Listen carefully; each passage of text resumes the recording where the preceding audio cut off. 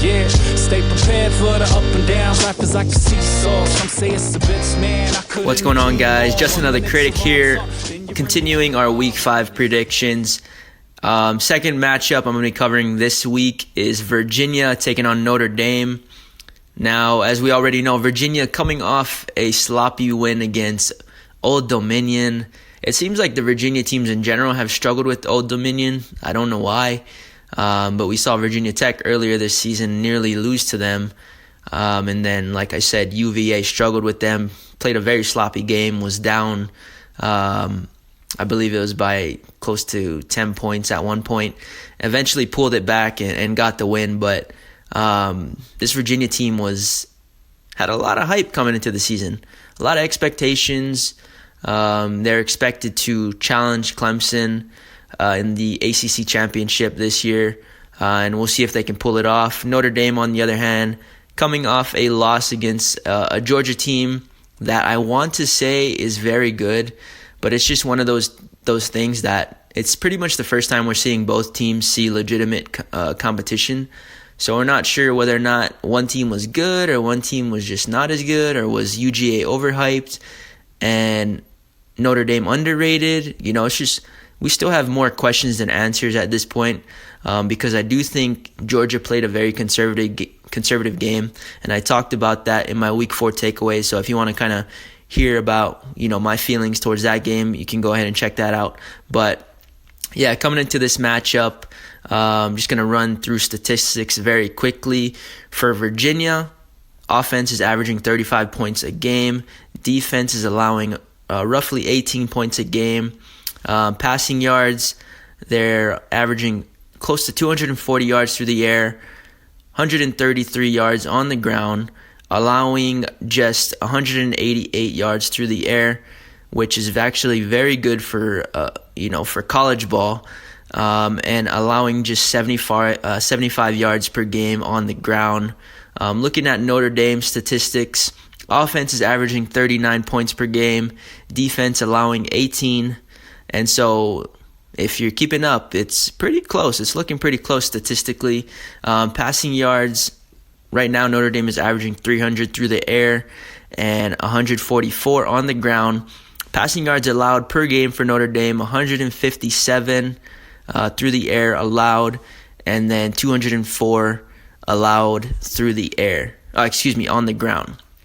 And so I wouldn't take a lot of these numbers into account too much, because Notre Dame hasn't really played an air raid attack, I guess you could say. They pretty much faced New Mexico, who is kind of a triple option team. They have been in the past, and they do like to run the ball a lot. And then before that, it was Louisville with Juwan Pass. They ran the ball a lot, ran for over 200 yards, and Juwan Pass has never been that guy who's going to sit in the pocket and dart you up. So, and then they ran into Georgia, who loves to run the ball, who's got a great quarterback, but underutilized their passing game. Anyway, in this matchup, Notre Dame, we already know what they bring to the table. Ian Book isn't really a pocket passer. He's not going to sit there and, just pick you apart. He likes to leave the pocket. We saw from him last year when he took over. I believe he ended with about 19 passing touchdowns, 7 interceptions. So he's not your pure pocket passer. He likes to move around. He likes to get on the outsides and make plays outside of the pocket. That's just kind of how he plays. He doesn't have the best accuracy, but he's shown in that Notre Dame versus Georgia game that he can make plays.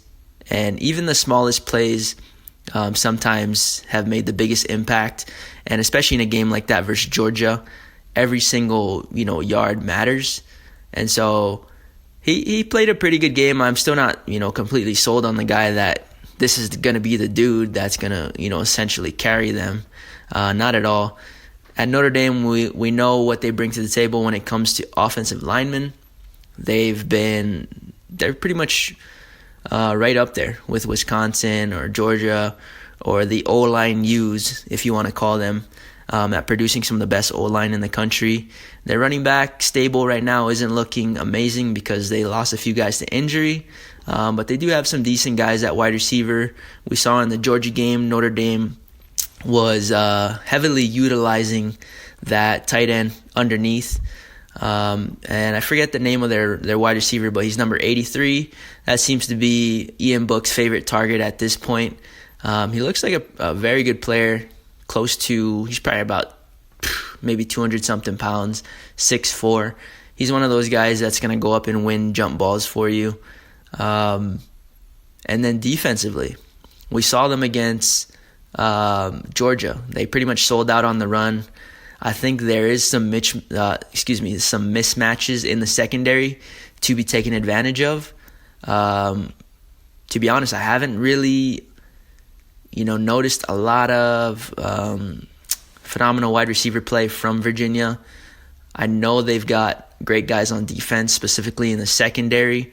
And as far as how they've looked statistically in stopping the run, it looks like they've done a good job at that on a consistent basis in almost pretty much every game. William and Mary, 63 yards. Florida State allowing 95 yards on the ground, and that's with a very good running back in the backfield with Cam Akers, and then Old Dominion holding them to 64 yards on the ground. And so it sounds like this matchup is going to come down to the quarterbacks, really, because pretty much Notre Dame, they've shown that they can stop the run, especially when playing arguably, who a lot of people call RBU in Georgia, and who a lot of analysts were calling Georgia. We're saying that Georgia has the best O-line in the country, and so that Notre Dame defense really stifled the O-line, and they were hitting them in the mouth early, and they were stopping the run game, and so this game is going to pretty much come down to whose quarterback is going to step up, whose quarterback is going to go out there and make plays. Both the guys are actually very mobile. Bryce Perkins over at Virginia, we know he can leave the pocket and make plays with his feet. In that game versus Georgia, Notre Dame, obviously they've got more talent. We already know that with the recruiting classes that Kirby Smart is bringing in. But Virginia, if that O-line can give him a decent amount of time, even if they can't give him time, we know he's going to roll out. We know he's going to get to the edges, get outside the numbers, and try to make plays pretty much just like Ian Book. These teams are very similar in what they have as far as quarterbacks go and what they possess on the defensive side of the ball. Notre Dame has been... There's a lot of people who really like what they see in the secondary, especially at the safety position. Alohi Gilman, those guys have been very good at coming down and making big plays.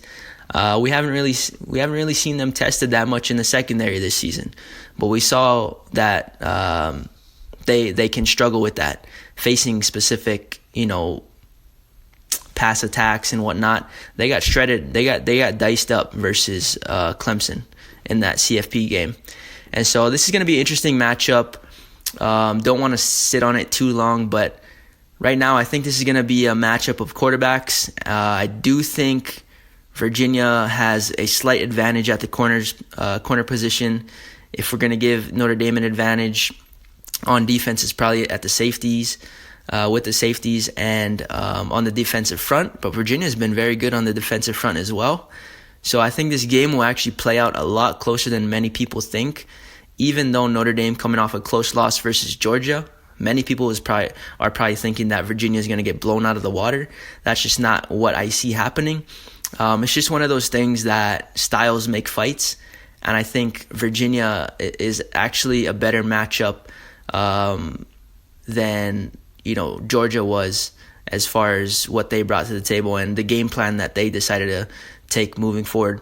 I think Virginia is going to put this game in the hands of Bryce Perkins, and depending on how many plays he can make in big moments, that's going to decide the game. And same for Notre Dame.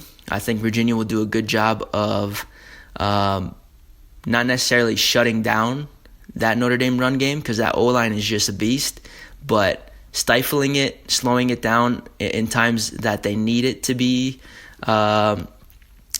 slowed down, and just doing a very good job at containing it, because I don't think they're going to be able to stop it for all 4 quarters. Overall, I think this will be a close game, and we'll see what quarterbacks can make the plays. I do like Bryce Perkins a little better than Ian Book. I'm not even going to lie.